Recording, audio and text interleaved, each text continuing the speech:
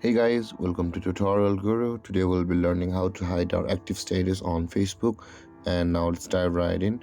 Now to hide the active status on Facebook, first open up your Facebook app and make sure to be logged into your Facebook account. And at the top right corner of the screen, you can see there is a profile picture icon with three lines on it just below the messenger icon.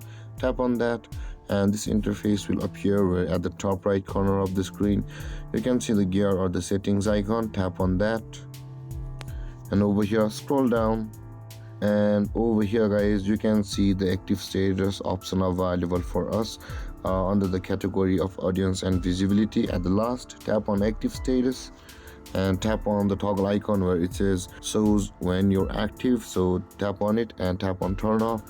Now guys, you will have hidden your active status on Facebook, and this is how you hide your active status on Facebook. And if you have any confusions or questions regarding the topic, feel free to comment in the comment section below, and don't forget to like, subscribe and hit that bell icon for more videos. Thank you for watching guys. Peace.